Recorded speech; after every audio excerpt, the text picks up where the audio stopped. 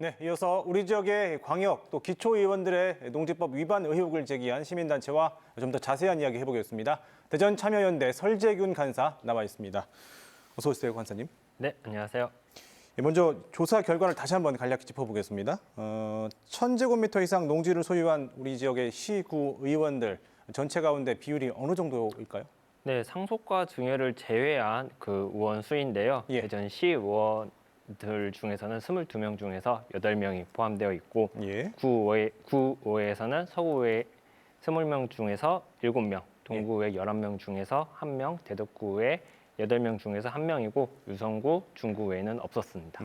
그렇군요. 그러면 시의원 같은 경우에는 거의 30% 이상이 1000제곱미터 이상의 농지를 갖고 있는 거네요. 네, 그럼 그렇다고. 이들이 소유한 총 규모가 어느 정도인지 파악이 되십니까?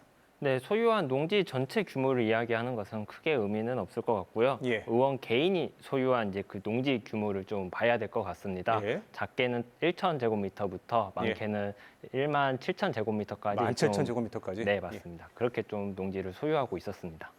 이 조사 대상이 1000제곱미터 이상이었는데요. 이렇게 기준을 정하신 이유가 뭘까요? 네, 이건 농지법 7조 2항을 좀 저희가 기준으로 잡았습니다. 예. 주말 체험 용농으로 또 이제 그 농지를 취득할 수 있는데요.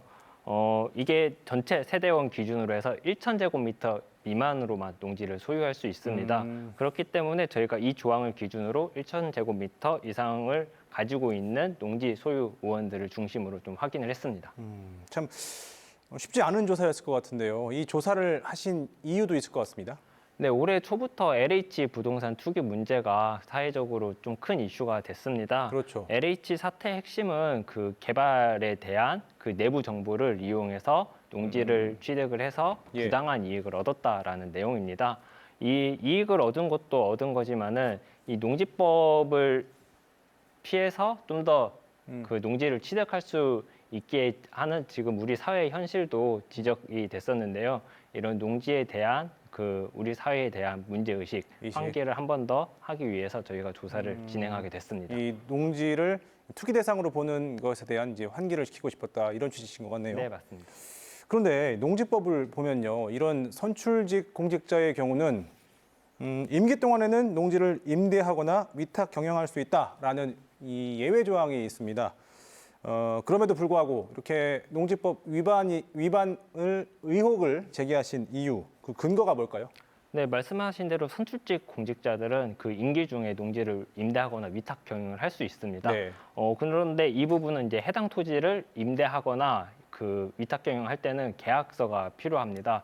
실제로 농업 현장에서는 50% 이상이 이제 원소유주가 농사를 짓지 않는 것으로 보고 있는데요. 그만큼 이 위탁이나 이제 위탁 경영이나 임대를 하고 있다라면은 뭐 그런 임대 계약을 공개를 통해서 본인이 이제 그 소명을 해라. 네, 소명을 할 수 있다라고 볼 수 있겠습니다. 그런 걸 요구.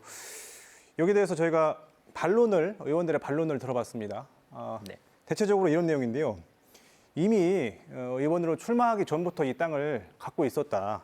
또 현재도 간간히 가서 농사를 짓고 있고 이걸 팔려고 내놔도 안 팔리는데 이 땅을 어떻게 하느냐. 또 문제가 없는 땅이기 때문에 공직자 재산 공개를 할 때 공개한 것 아니겠냐. 이렇게 답변을 내놨습니다. 여기에 대해서 뭐라고 하시겠습니까? 네, 저희도 수사기관은 아니다 보니까 그 조사의 한계는 명확히 있습니다. 다만 농지법 6조 1항에서는 농사를 짓거나 이용 계획이 있는 사람만이 농지를 소유할 수 있다라고 이야기하고 있고 농지법 8조에서는 농지 취득 시 농지 취득 자격 증명을 발급해야 합니다. 그래서 농업 경영 계획서대로 경작을 하고 있는지 아니면 아까 얘기했던 대로 실제로 임대나 위탁 경영을 하고 있는지 그런 것들을 공개를 통해서 저희가 충분히 의원분들도 밝힐 수 있다라고 생각을 하고 있고요. 예. 그래서 그런 부분들을 통해서 문제를 밝히고 그리고 문제가 있는 땅이라면은 실제로 뭐 재산 공개를 하지 않아도 된다라는 것이 아니라 예.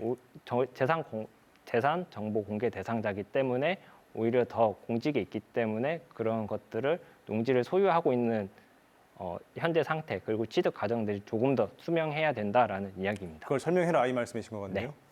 자, 그렇다면 마지막으로 어떤 조치가 있어야 된다고 보시는 건지요? 네, 대법원 판례도 있는데 농지 구입 시 직접 농사를 지을 의사가 없음에도 불구하고 농지를 매수해 농지 취득을 한 경우에는 위법이라고 판단한 판례가 있습니다. 네. 이것처럼 실제 농업인들에게 농사를 지을 수 있는 그런 토지를 줄 수 있는 그런 농지법 개정이 좀 더 필요하겠고요. 농지법 개정. 그리고 지역에서는 이제 각 지역 의회들이 이런 문제들을 먼저 문제 의식으로 삼고 그런 것들을 자체 조사할 수 있는 행동으로 좀 보여줘야 될 것 같습니다. 이런 것들이 나중에 이제 자정 작용을 통해서 추후에 선례로 남을 수 있을 좋을 기회라고도 생각합니다. 알겠습니다. 오늘 여기까지 듣겠습니다. 간사님 고맙습니다. 네, 감사합니다.